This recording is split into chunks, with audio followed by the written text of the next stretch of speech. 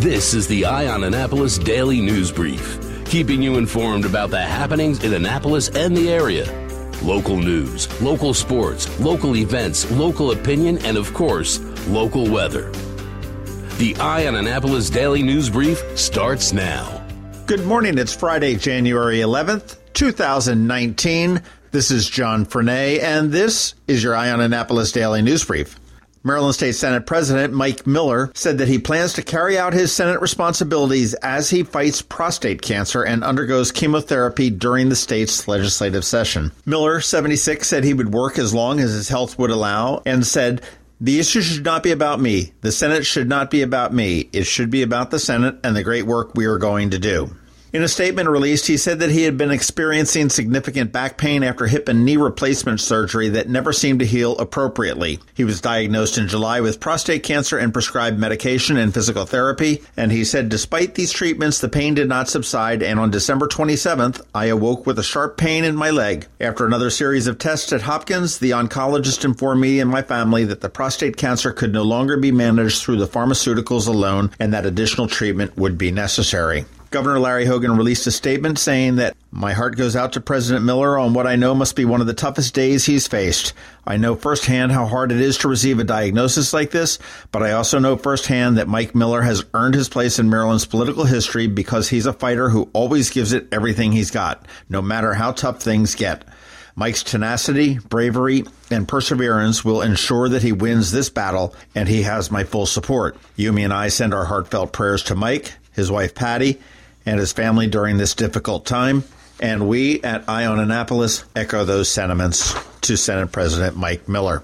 Moving into the first day of the Maryland General Assembly, lawmakers got busy pitching ideas, including how to tackle education. State Senator Craig Zucker said one of his goals is to make Maryland schools number one again. That was bolstered by Montgomery County Executive Mark Elrich, who said he wants to see more money for pre-K and said the county is in need of millions of dollars in capital investment. The county executive is looking for almost $800 million to handle a backlog of construction. State Delegate Julian Ivey from Prince George's County said the schools in his district are going to be unable to cover the costs called for in the Kerwin Commission report, which has been put off for a year. Ivey said, "We're going to have some very tough conversations, and we will be looking for an infusion of as much as $4 billion in state money." And that was billion with a B. Ivey said one way to get there is to legalize marijuana and also to look at sports gambling, and he does expect both of those to come up in this year's session. 6 words: Billy Joel, Camden Yards, July 26th. Yes, singer Billy Joel will perform live at Camden Yards this summer. It's the first concert to be ever held at Oriole Park at Camden Yards since it opened in 1992. Billy Joel will take the stage on July 26th. Tickets will go on sale January 18th, and I expect them to be sold out very, very quickly. Orioles Executive Vice President John Angelos expressed hope that Joel's show will be the, quote, first of many concerts at Camden Yards. Of course it will be, because God knows the team ain't drawing the crowds. All right, in shutdown news, the House passed 2 bills trying to reopen the government, and the Senate, notably Mitch McConnell, blocked both of them. McConnell said he will not consider any shutdown-related bills he doesn't believe Trump would sign, and he added that political stunts are not going to get us anywhere. More news on the wall. The Pentagon has begun preparing options for building a wall along the southern border in the event Trump declares a national emergency. If an agreement can't be reached, said Trump, probably I will do it. I would almost say definitely. We have plenty of funds if there's a national emergency. So the Pentagon is preparing for the White House to issue a national emergency. Trump's former lawyer Michael Cohen agreed to publicly testify in front of the House Oversight Committee about everything he knows. That may be interesting, must-see TV. Today is day 21 of the shutdown. This is now tied for the longest shutdown the government has ever seen. That is about it for the top news today. It is Friday, so we've got a list of things that you should probably consider doing this weekend because we've got some fun things up on tap. And also we have George Young with your local DMV weather forecast. And spoiler alert, it's a snowy one. Join Anne Arundel Medical Center Foundation on Saturday, April 27th, 2019 at our Denim and Diamonds Bash in Annapolis. Denim and Diamonds is a fun evening under the stars featuring fabulous cuisine and gourmet food trucks, live and silent auction, and a live band. Last year, AAMC cared for more than 2,000 patients in our emergency departments suffering from mental illness or addiction. Help us expand much-needed inpatient and outpatient programs and services for your community. For tickets and sponsorships, visit aamcdenimanddiamonds.org. Special thanks to our platinum sponsors, AAMC medical staff, the Chesapeake Bayhawks, Comcast, the Evan K. Thallenberg family, What's Up Media, and WRNR. Going out? You need the most up-to-date local weather. Here's George Young from DMV Weather in Annapolis with today's forecast. Hey everyone, this is George with DMV Weather, and this is your Eye on Annapolis Daily News Brief forecast for Friday, January 11th.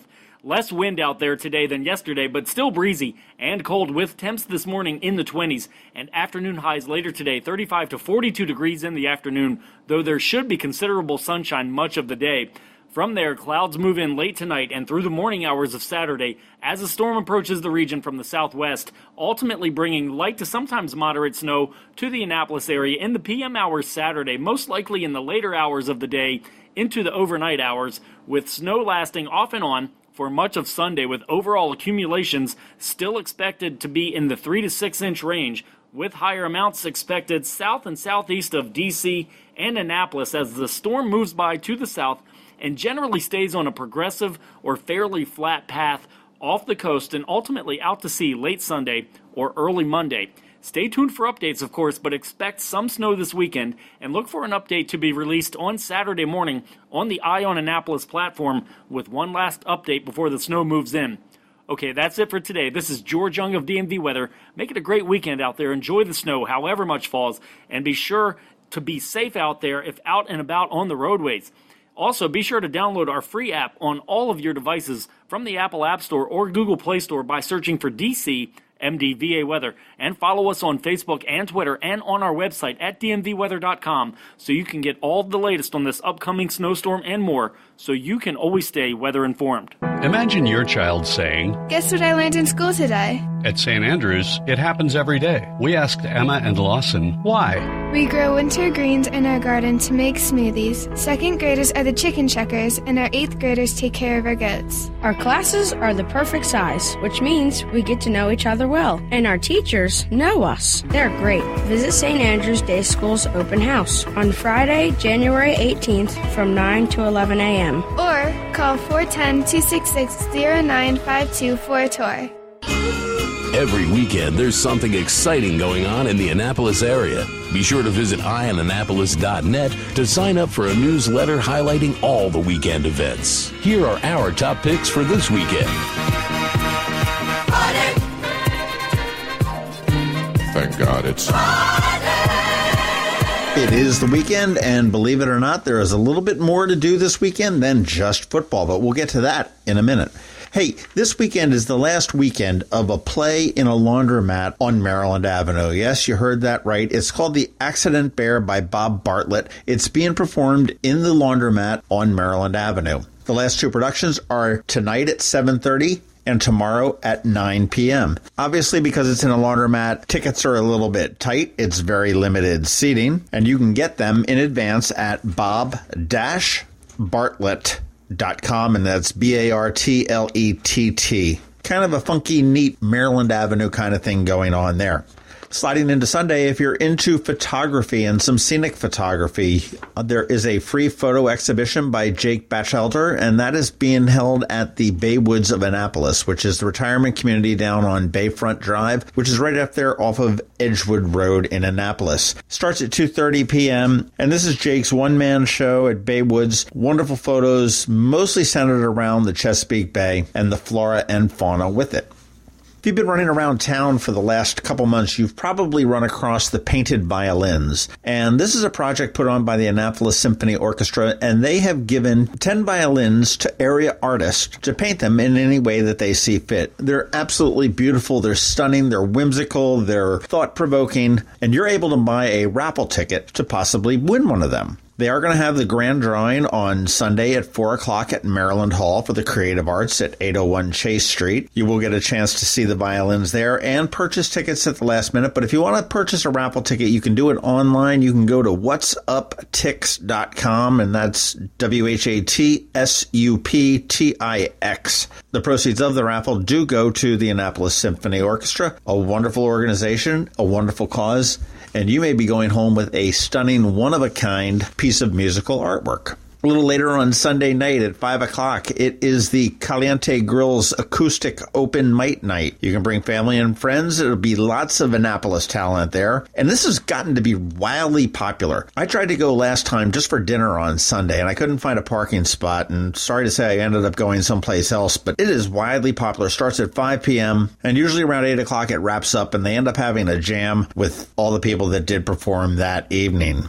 Surprisingly, their second room does have very good acoustics. I was very surprised at that when I heard that. Now, on to football. Sunday is the NFL divisional round. Saturday at 4:35, you have the Colts at the Chiefs in the AFC. At 8:15, it's the Cowgirls versus the Rams in the NFC.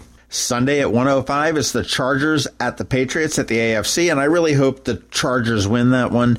And the big game that I am really conflicted on is Sunday at 4:40, where the Eagles take on the Saints in New Orleans. I am a longtime Saints fan. I am also a longtime Eagles fan. Probably been a Saints fan a little bit longer, but I do have Philadelphia roots. I do love the underdog. The Eagles have pulled off some incredible stunts from the Super Bowl last year throughout this season. Game 4, they should never have been where they are now. They probably shouldn't have won that game last week, but somehow they pulled it off with a little bit of luck and a little bit of skill. I'm really conflicted, but because I don't have a Saints marching song here on the computer, let's just say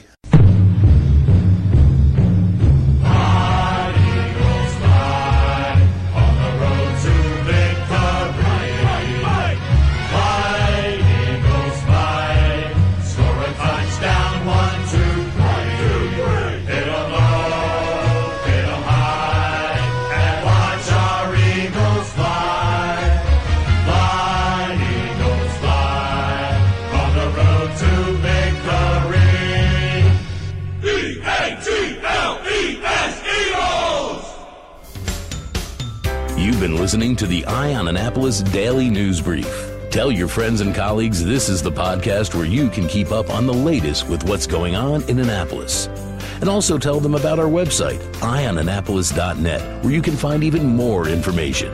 This podcast comes to you every Monday through Friday at 7 a.m., keeping you informed with the Eye on Annapolis Daily News Brief. And take a moment to listen to our other podcast, The Maryland Crabs, released every Thursday at noon.